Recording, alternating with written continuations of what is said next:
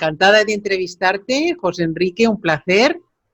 Y bueno, pues me gustaría que comentaras un poquito quién es José Enrique y por qué escribes los libros que escribes, antes de preguntarte otra cosa. Bueno, yo soy José Enrique Gil Delgado Crespo, soy filólogo, soy escritor y llevo toda mi vida dedicada a la enseñanza de idiomas a empresas, instituciones y personalidades.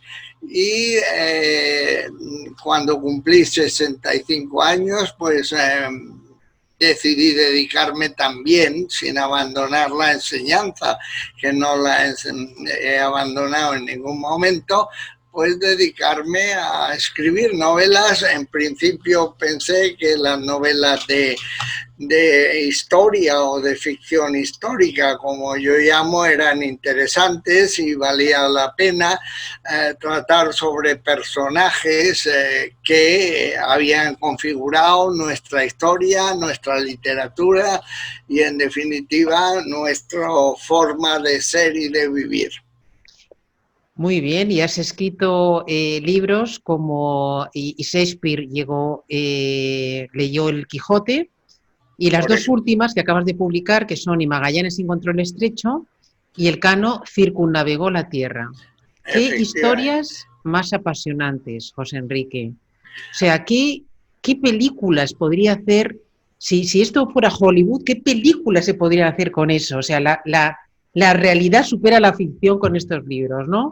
Con Pues, estas historias. Efectivamente, y de hecho ha habido momentos en que sobre la novela de Shakespeare leyó El Quijote, y sobre estas mismas, incluso de Magallanes encontró el estrecho y Elcano circunnavegó la tierra, ha habido interés por parte de Diagonal Televisión, que fue la que produjo la serie Isabel, y Carlos Rey Emperador, en hacer una producción. De momento, ahora con la pandemia, todo se ha quedado un poco en el aire, interrumpido, pero estamos en estas ideas también. Sería maravilloso. Yo entiendo que sería una producción cara, porque fíjate lo que es rodar, me imagino, no lo sé, pero qué historias más apasionantes. Tú además, bueno, me gustaría hablar contigo mucho de cómo escribes estos libros y demás, pero me ha sorprendido bastante. Hay un personaje que es muy curioso y que gracias a este personaje, pues quizá tengamos la información que tenemos sobre cómo se hizo esta primera vuelta al mundo, que es Pigafetta, ¿no? Antonio de Pigafetta, que fue esa persona que un poco extraña entre el mundo de marineros y demás, que subió ahí a uno de los 5 barcos, ¿no?, que salieron de Sanlúcar de Barrameda, y tú lo escribes como si fueras Pigafetta, ¿no? ¿Eso por qué? Bueno, en una primera parte, en la de Y Magallanes encontró el estrecho, efectivamente Pigafetta es quien relata toda la historia, quien va llevando a cabo toda la narración de lo que va aconteciendo cada día, porque efectivamente Pigafetta era un noble italiano de Vicenza, muy culto, había estudiado en la universidad, hablaba perfectamente francés, italiano y español, y se ofreció por una de esas casualidades de la vida, se enteró de que iba a haber una expedición con rumbo a las Islas de las Especias, porque realmente esta expedición no estaba programada para ser lo que luego llegó a ser, que fue la primera vuelta al mundo, la primera circunnavegación, como me piden los marinos que escriba. Y de hecho se entusiasmó, llegó hasta Sevilla, después de pasar por Barcelona, por Málaga, y ya desde Málaga a Sevilla fue por tierra, justo cuando las 5 naves que iban a partir en la expedición de las Islas de las Especias estaban a punto de largar el ancla, como se dice también en términos marineros. Entonces, bueno, se presenta a Magallanes, le dice quién es, lleva aparte unas cartas de recomendación de Monseñor Chiericati, que era nuncio de su santidad el Papa en aquellos momentos, y tuvo la suerte, bueno, que Magallanes le dijo, bueno, te puedes embarcar, pero como simple sobresaliente. Los sobresalientes eran personas que ayudaban en alguna medida a las labores o los hechos que hicieran falta a bordo de las naves. Luego, poco a poco, Pigafetta, hombre culto y hombre que sabía tratar a las personas, supo tratar a Magallanes y ganarse su voluntad, a pesar de que hubo unos pequeños tropiezos antes de embarcar definitivamente. Pigafetta se hace cargo de ser el narrador oficial de la expedición. Y eso ha sido una verdadera fortuna, puesto que el relato de Pigafetta nos ha llegado íntegro hasta nuestros días y narra en toda su extensión, desde que salen de Sevilla hasta que regresan a Sanlúcar de Barrameda, ya en la nao Victoria y al mando de Juan Sebastián Elcano. Bueno, ahí, José Enrique, la suerte que tuvo Pigafetta y sobre todo la suerte que tuvo Magallanes de tener a Pigafetta, que gracias a eso conocemos tan bien la historia, conocemos tan bien a Magallanes, ¿no?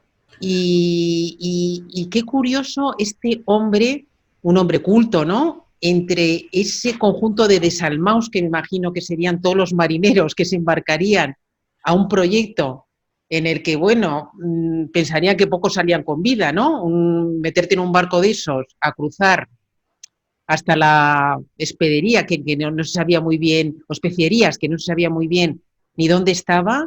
Bueno, me imagino que la gente que subiera a ese barco no sería mucho como Pigafetta, pero ¿y el libro, o sea, la narración llegó íntegra, no se perdió?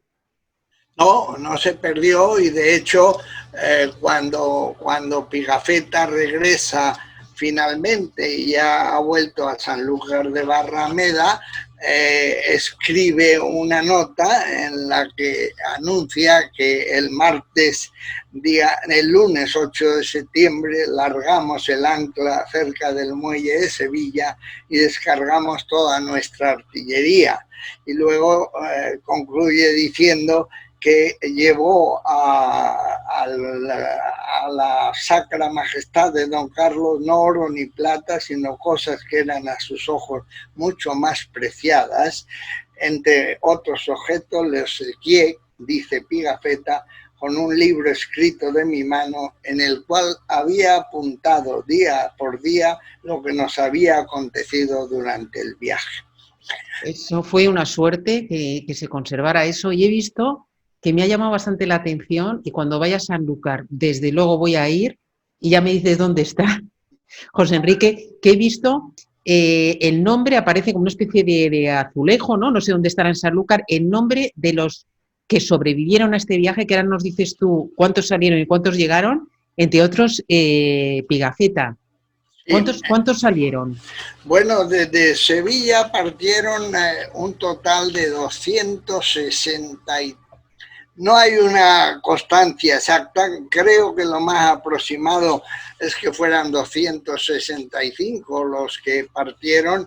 Hay quien dice que eran 239, pero entre esos sobresalientes, esos embarcados de última hora, etcétera, y luego los que embarcaron, que fueron pocos, pero fueron algunos en Canarias cuando hicieron escala en Tenerife.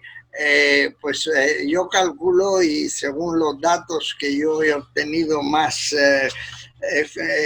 reales, que fueron 265, pero no hay una exactitud. Se sabe los que volvieron, pero no con certeza los que partieron.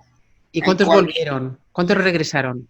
Bueno, regresaron 18. 18 fueron los hombres que regresaron en la nao Victoria, que precisamente el nombre ya parece que le daba un cierto emblema de lograr los objetivos, y llegaron 18, entre los cuales afortunadamente también estaba Pigafetta. Ajá. Muy bien. Y tú has escrito 2 libros, uno sobre la primera parte con Magallanes y luego la segunda con Elcano. ¿A ti quién te cae mejor, Magallanes o Elcano? ¿Qué pregunta? Y luego nos tienes que decir por qué.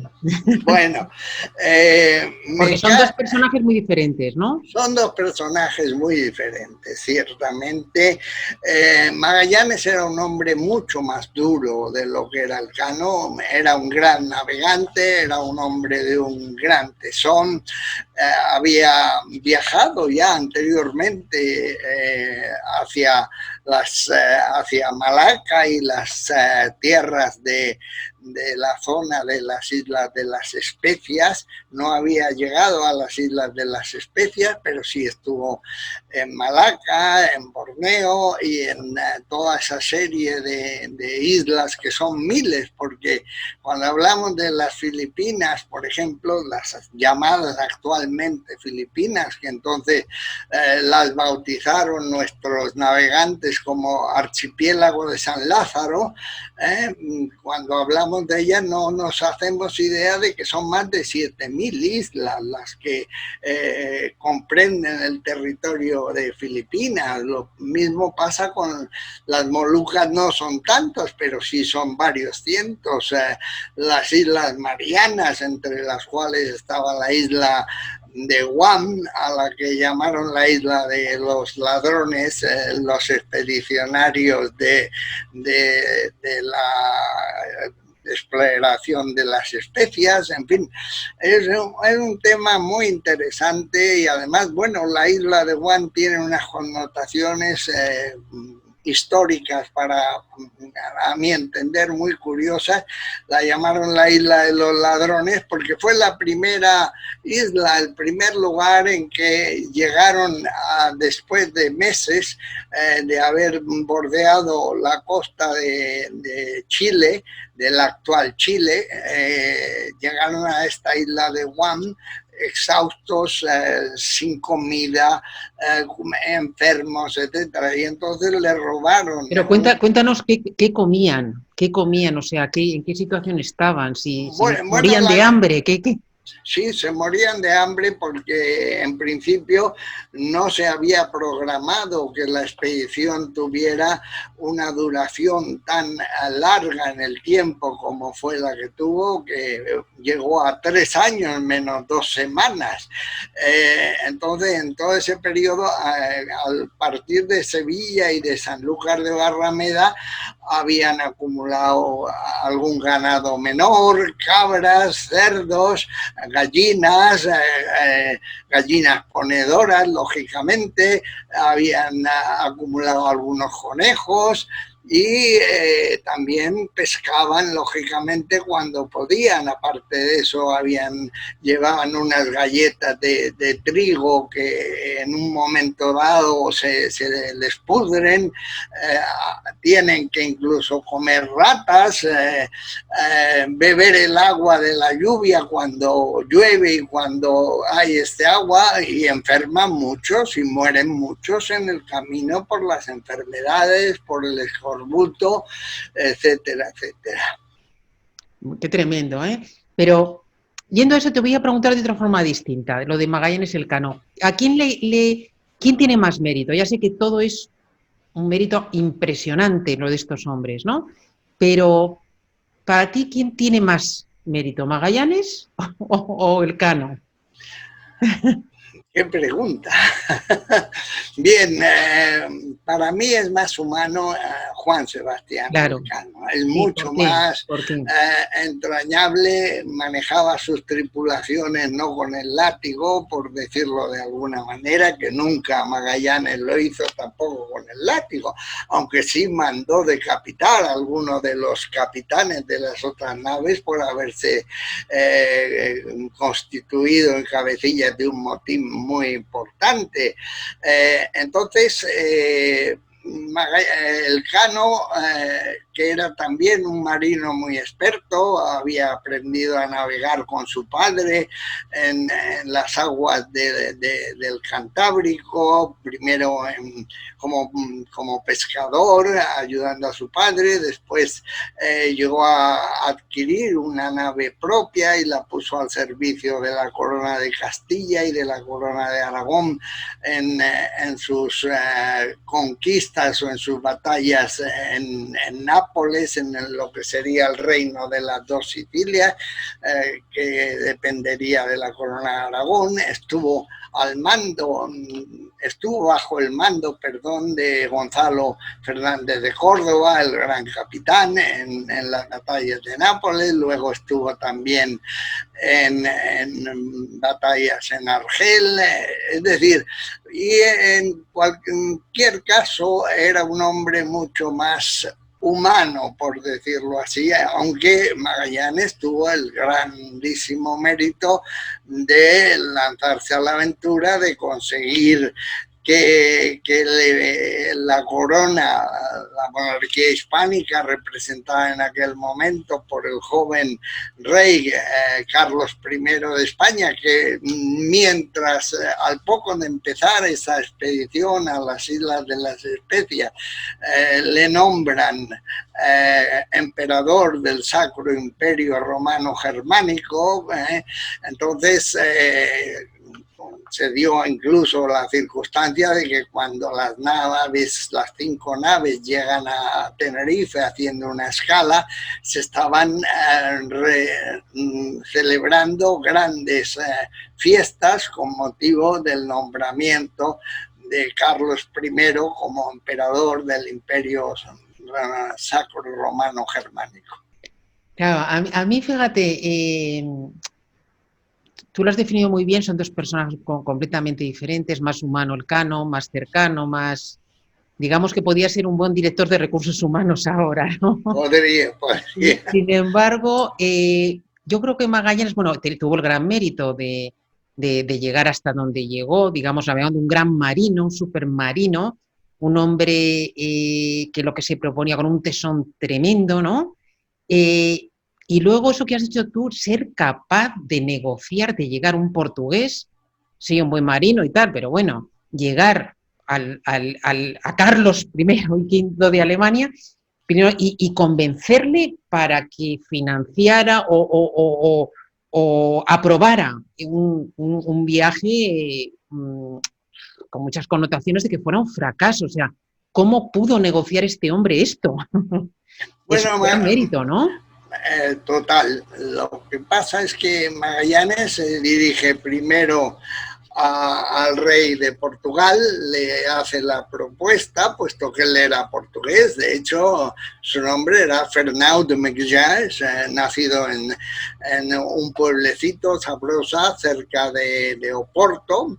Y el rey le rechaza la propuesta, le dice que no le parece interesante, que Portugal ya tiene sus rutas bordeando África y llegando a las Islas de las Especias. Ahí está también el famoso Tratado de Tordesillas que habían firmado los reyes católicos con la bendición absoluta del Papa y con el sello papal de que el mundo se distribuiría entre España y Portugal, correspondiéndole a España una serie de puntos situados a poniente y a Portugal a otra serie. Entonces, lo que pasó con las Islas de las Especias, las llamadas Islas Molucas, realmente es el nombre verdadero. Lo que ocurrió es que existían las dudas de si pertenecían por mor de ese tratado de Tordesillas a España o a Portugal. Entonces Magallanes en principio apuesta por Portugal, el rey Manuel I rechaza su propuesta y coincide con un burgalés que tiene mucho que ver en toda la historia esta, con un portugués llamado Gonzalo López de Haro, que también estaba dispuesto a apoyar esta financiación y apoyar a la idea de que el proyecto fuese portugués, pero al verse rechazado Magallanes y él mismo, pues deciden de común acuerdo, López de Haro dice que va a acudir al rey de España, a Carlos I, y a partir de ahí, lógicamente, él tiene grandes influencias porque está muy relacionado con los banqueros de los Países Bajos, con la familia Vencer, etcétera, etcétera, porque él hacía mucho comercio de lanas con los Países Bajos y allí había ganado muchísimo dinero. E incluso llegó a ofrecer el financiar la expedición, cosa que no le agradó mucho al rey, porque pretendía que fuera un hecho llevado a cabo por la monarquía hispánica y por España en definitiva. Entonces, bueno, a partir de ahí ya empieza todo el desarrollo de cómo se busca las naves, cómo se contratan a los expedicionarios en la casa de contratación de Sevilla, cómo se llevan a cabo todo el proceso, que fue un proceso largo, porque desde que el rey firma lo que se llamó las capitulaciones de Valladolid, que fue el 22 de marzo de 1518, hasta que en el 10 de agosto de 1519 sale por fin desde Sevilla, desde el muelle de las Mulas, la expedición de los 5 navíos, pues transcurre un plazo largo, se tienen que acondicionar las naves que se habían adquirido en Lequeitio y en el País Vasco, unas naves viejas y desventijadas y que son remozadas y puestas a punto para navegar en las atarazanas de Sevilla. Las atarazanas son lo que llamamos hoy día los astilleros. Entonces, en esos astilleros se remozan y se ponen en perfectas condiciones de navegabilidad.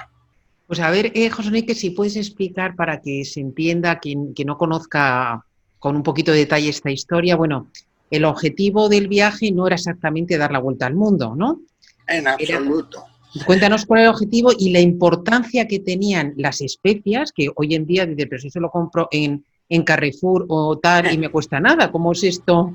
¿Qué valor tenían? ¿Qué valor tenían? Y luego un poquito cómo afectó todo esto a la relación con los portugueses, que cuánto se arrepentiría el rey de Portugal de no haberle hecho caso a Magallanes y los problemas que tuvieron para circunnavegar y dar la vuelta al mundo con los portugueses por ahí. Cuéntanos un poquito todo esto. Bien, en primer lugar, las especias en aquellos tiempos, estamos hablando de principios del siglo XVI, 1519, eran más caras que lo que era el oro. Es decir, 1 gramo de pimienta valía más que 1 gramo de oro. Y en aquellas islas, afortunadamente para ellos, para los nativos y para quien fuera dueño de aquellos territorios, se daban todas las especias, la canela, el clavo, la pimienta, el jengibre, en fin, todas las especias que, como tú muy bien acabas de apuntar, las encontramos hoy en día en Carrefour o en Alcampo o en cualquier colmado de pueblo, en botecitos pequeños que valen poco y nada casi. Entonces, bueno, el cambio ha sido radical, pero sí es cierto que la búsqueda de esas especias fue lo que determinó la aprobación del viaje. Es decir, que aquellas islas quedara confirmado que dependían de la corona de Castilla, de que dependían de España y no de Portugal, y por consiguiente todo lo que en ellas se producía, en este caso las especias, iban a ser traídas por los buques, por las naos españolas y vendidas, como es lógico, a través de los medios comerciales que en aquel momento había. De hecho, con las especias que trajo una sola nave, la Victoria, que fue la única que regresó, se pagaron todos los gastos de aquella expedición y hubo incluso dinero de sobra para repartir entre los afortunados 18 supervivientes de aquella hazaña. Vale, y luego habría que ver en tu libro, no sé si tienes algún recorrido para que el lector vea cuál es el recorrido, cómo lo hicieron, ¿no? Sí, bueno, en el libro, en las dos novelas que, bueno, están aprobadas por la Comisión Nacional del Quinto Centenario y que tienen todo tipo de bendiciones oficiales, por decirlo así, en las dos novelas aparecen mapas en que se muestra cómo quedaban distribuidas las tierras entre España y Portugal por el Tratado de Tordesillas. Hay otro mapa en que se ve perfectamente cómo se hace la circunnavegación de la tierra, partiendo de Sanlúcar de Barrameda y cruzando el estrecho que luego se llamaría de Magallanes, pero que en principio se llamó el Estrecho de Todos los Santos, porque se había empezado a navegar por él el día 1 de noviembre, es decir, el día 1 de Todos los Santos. Pues cuéntanos ahora, José Enrique, un poco, hablamos ahora de ti y de cómo has llegado tú a escribir estos dos libros tan maravillosos. ¿Por qué elegiste este tema? Bueno, elegí el tema porque me pareció que merecía la pena el hablar sobre esta hazaña que en realidad estaba un poquito o un muchito olvidada. Los españoles tendemos mucho a olvidar las cosas buenas y parece que nos fijamos más en las malas de lo que se ha hecho a lo largo de la historia de España. Entonces, primero, esto fue una motivación. El quinto centenario me pareció que era una fecha muy oportuna, igual que cuando escribí sobre Shakespeare y Cervantes, me pareció también que el cuarto centenario de la muerte de ambos escritores era oportuno. Creo que esta era una fecha muy oportuna para hablar de ello y el hecho incontrovertible de que sí es cierto que se cometieron muchos atropellos, también es cierto que hubo más, en mi opinión personal, hubo más partes buenas en todas aquellas aventuras que las partes negativas. Es decir, hubo claroscuros en todo aquello, pero si nos fijamos un poco, en 1518 había ya universidades fundadas en América. A finales del siglo XVII y XVIII ya había 30 y tantas universidades a lo largo de toda lo que hoy es Hispanoamérica. Yo me pregunto cuántas universidades había, que no hubo ninguna fundada por los ingleses o por los franceses o por los holandeses, ninguna. Me encanta que reivindiquemos nuestra historia. Es increíble porque, o sea, el quinto centenario coincide con este año y qué cosas se han hecho. Bueno, se han hecho exposiciones en Sevilla, en Burgos, el rey Felipe VI inauguró la exposición que se hizo en Sevilla con motivo de la partida el día 10 de agosto de las naves desde Sevilla, el mismo día en que se conmemoraban los 500 años de la partida de las naves desde el muelle de las Mulas de Sevilla. Se han hecho en el Museo Naval, se han hecho una serie de exposiciones también aquí en Madrid.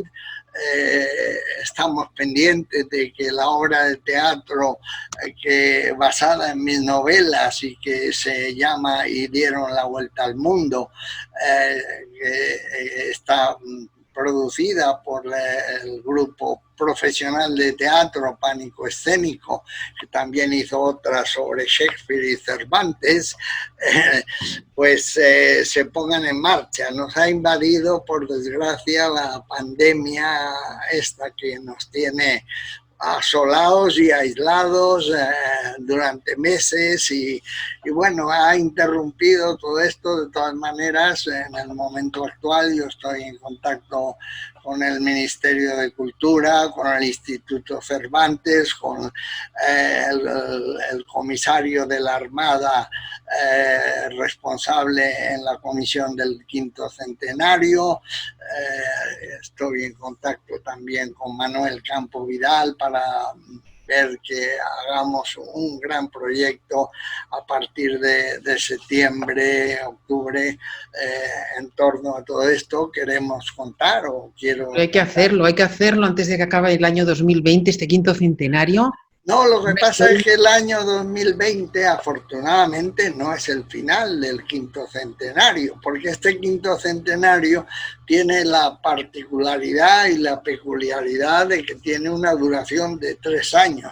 Salieron en 1510. Tenemos margen para hacer una película y para dar más bombo a esta historia tan bonita, es que es preciosa. Y José Enrique, tú... Vale, decides escribir esto, que es un tema tan nuestro y tan importante, ¿no? De esta hazaña tan importante. ¿Y cómo te documentas para esto? O sea, algo sabrías, ¿no? Algo de tal, pero ¿cuál ha sido el proceso de documentación? Bueno, yo me he leído lógicamente con todo detalle el relato de Pigafetta, como no era de esperar que fuera de otra manera. ¿Eso está en castellano moderno o no? ¿Cómo está ese libro? Bueno, la obra de Pigafetta hay varias versiones. La escribió originalmente en italiano.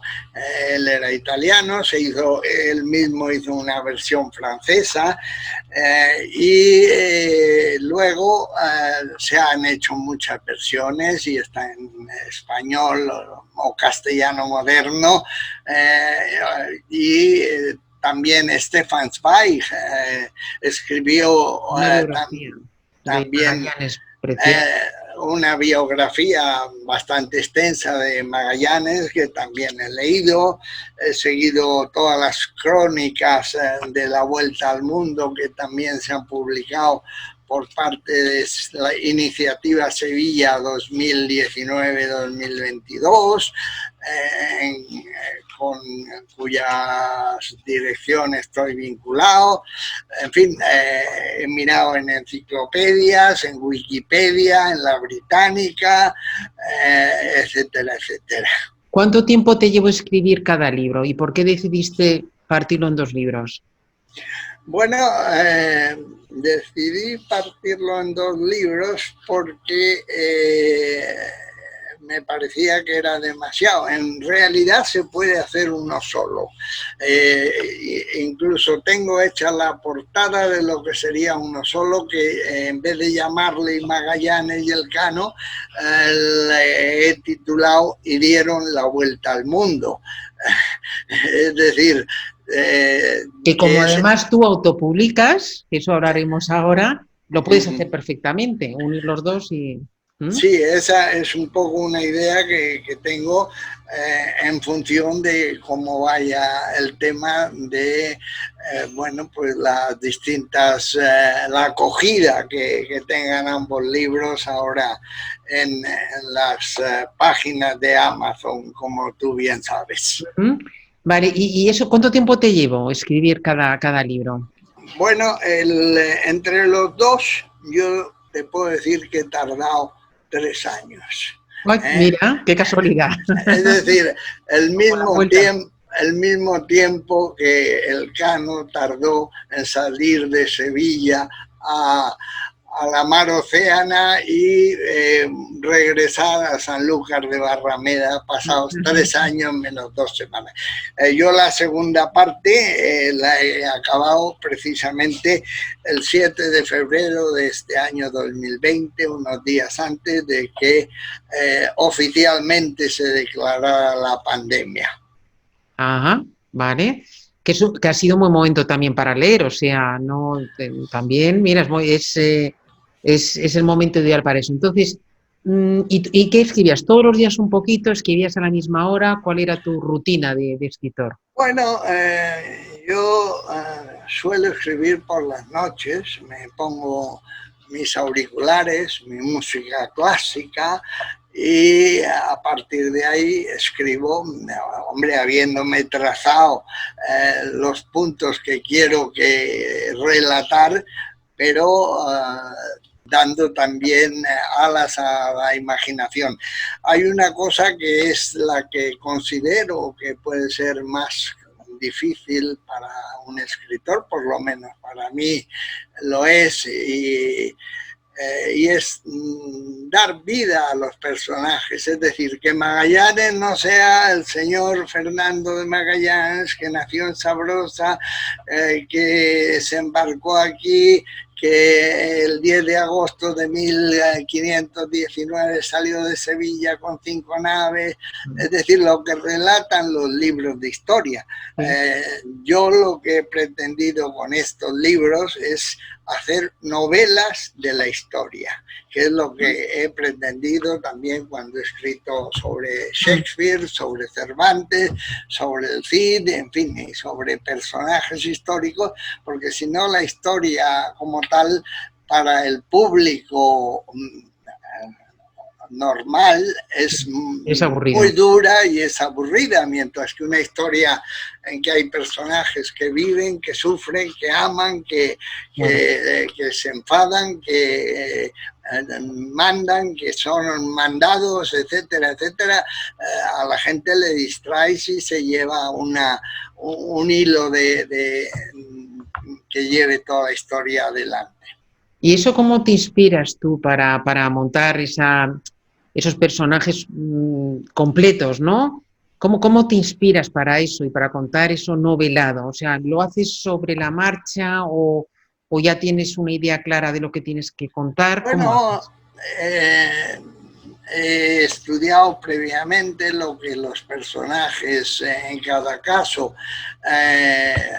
hay en sus biografías, lógicamente, y aparte, pues ya con la música como inspiración, pues darle alas a la imaginación y a cómo lo están pasando cuando están atravesando la mar Océana, cómo están sufriendo, cómo pasan hambre, en fin, todas esas cosas de las que he leído, no solamente en estas narraciones sobre la primera vuelta al mundo, sino en muchas de las historias reales o de las novelas que a lo largo de mi larga vida he leído, que han sido muchísimas. He leído desde que tenía 6 años. Qué bueno, qué bueno.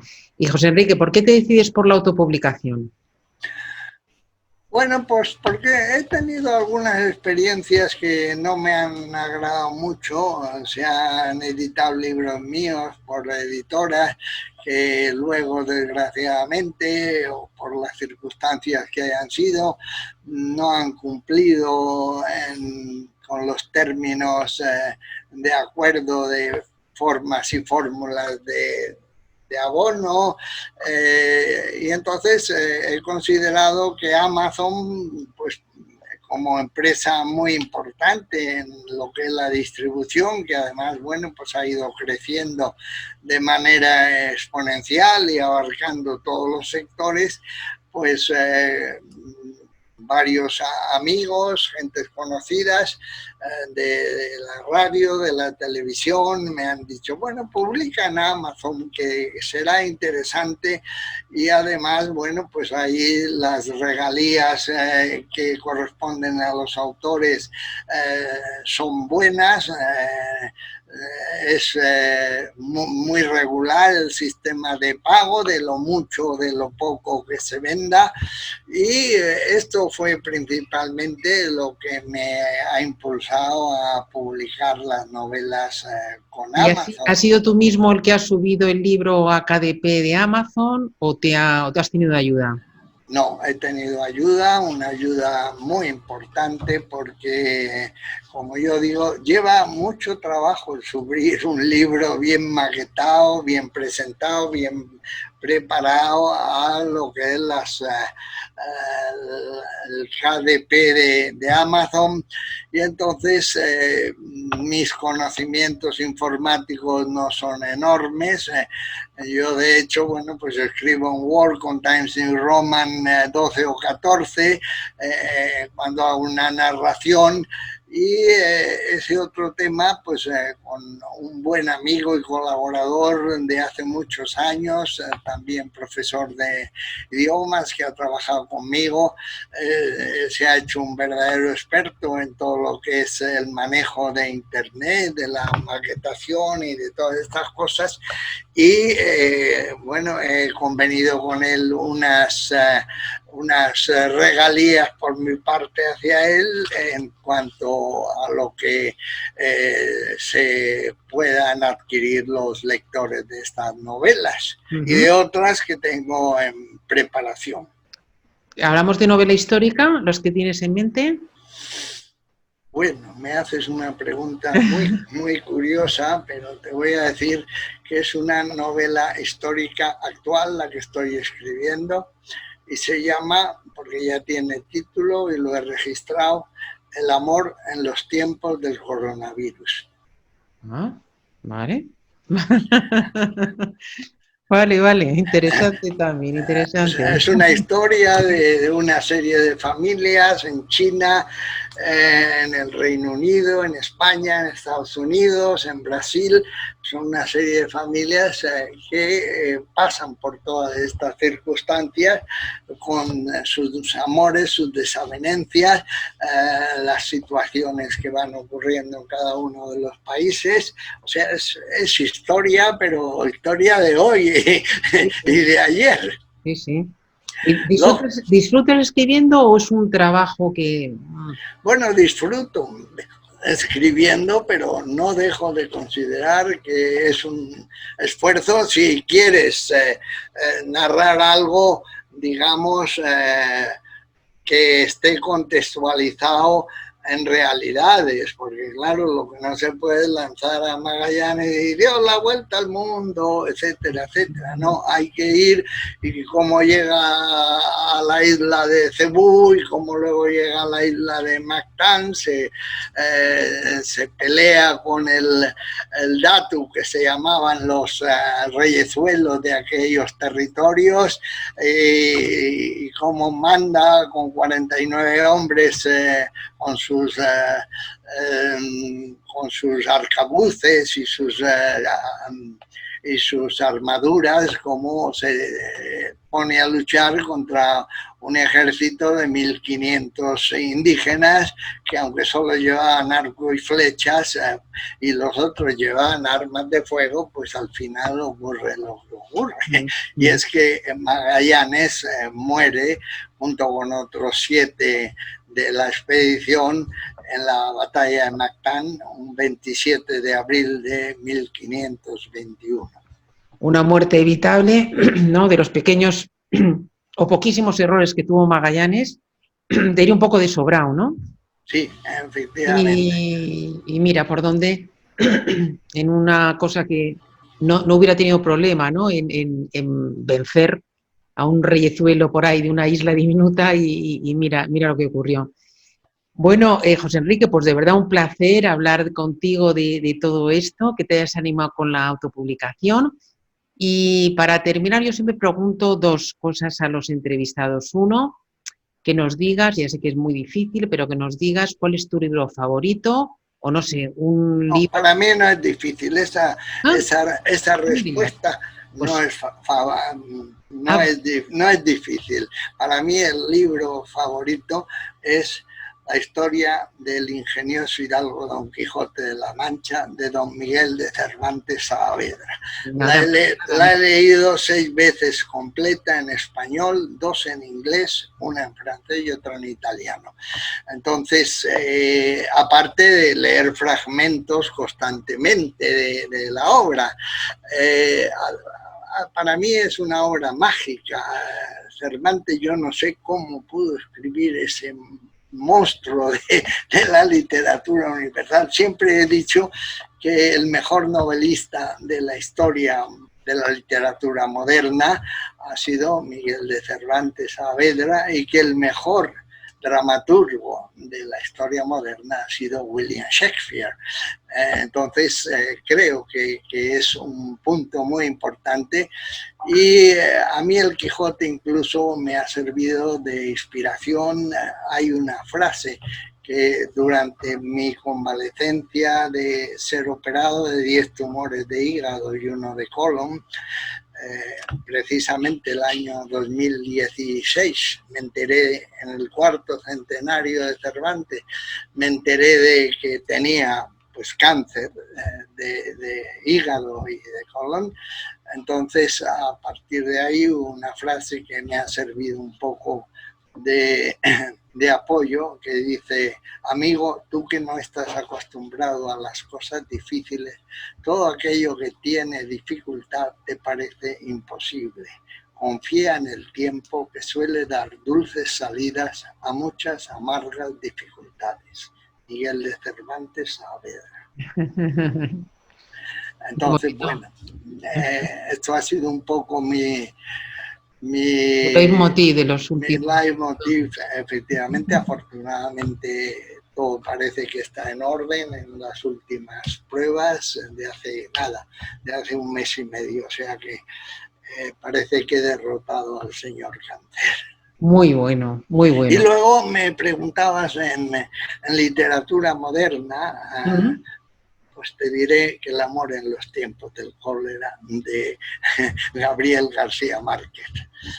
Yo lo que quisiera, Ana, si es posible, es que tú, como experta en todo este mundo de las publicaciones y de los temas con Amazon, con la autopublicación, etcétera, ¿qué recomendaciones me darías para que mis libros lleguen a la mayor parte de audiencia?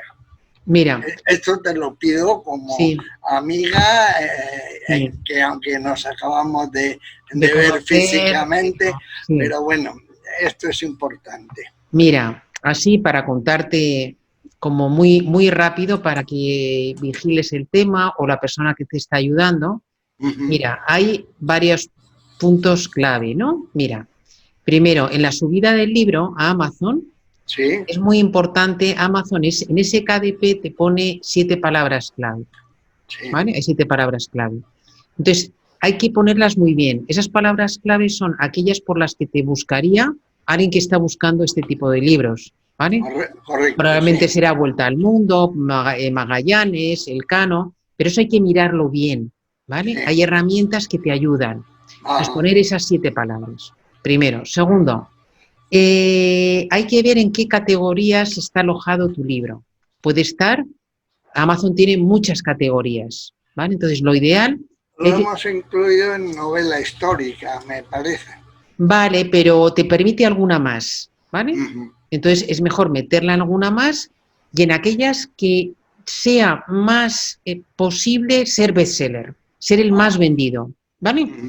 Entonces, novela histórica está bien, yo pondría una de ellas novela histórica, pero elegiría las demás, otras que sean como, aunque no sean exactamente novela histórica, pero que puedan encajar ahí y que tengas menos competencia, Por ¿vale? ejemplo, Por ejemplo, bueno, eso es que tendría que verlo ahora, ¿sabes? Si quieres ahora acabamos la entrevista y lo ujú, miramos un momentito tú y yo, ¿vale? Lo me miramos tú y pa- yo las subcategorías. Y luego, por último, y esto lo estoy contando un poquito, aunque los que nos están escuchando lo han oído varias veces, yo creo que les va a venir muy bien, porque muchos son autores también, que los que nos escuchan, es, por supuesto, la portada. La portada es fundamental. Hay que invertir en portadas. ¿qué te parece la José Enrique. portada de los libros? Mm, mira, está bien porque es como un poco histórica, pero en Internet, que es como te va a comprar la gente y cómo te va a ver la gente, sobre todo en un libro autopublicado, digamos que ir a portadas, yo digo, de alto impacto, ¿vale? Pero alto impacto significa, tu libro se va a ver con otros 10 libros, ¿vale? Y Sí.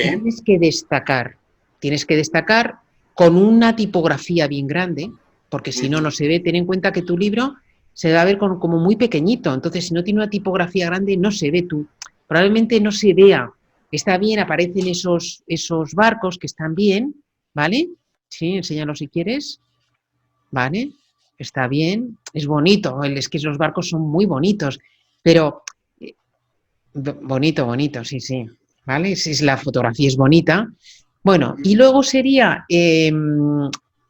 hacer una estrategia de, digamos, de ventas concentradas en un tiempo y comentarios.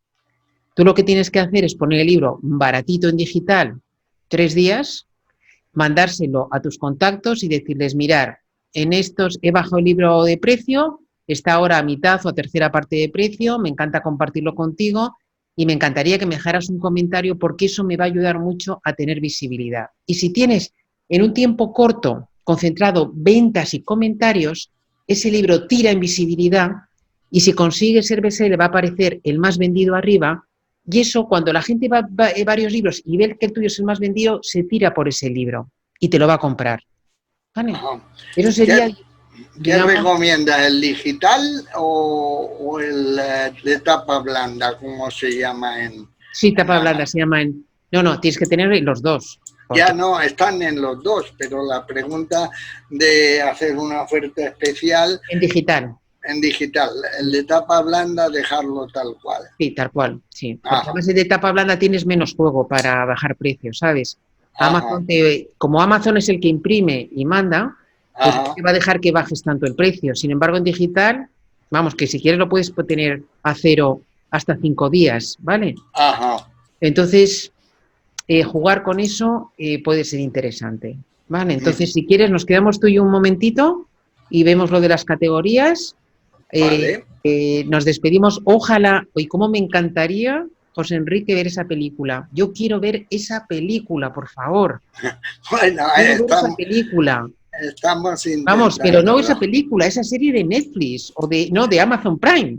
De Amazon Prime, ya lo tenemos Bueno, en Amazon. ¿con Ahora lo quién hay que, tenemos en serie.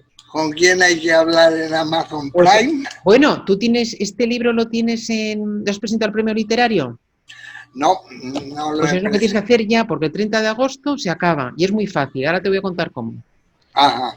¿Vale? Así que Me, bueno, nos despedimos para los que nos estén viendo y escuchando y me quedo un ratito contigo.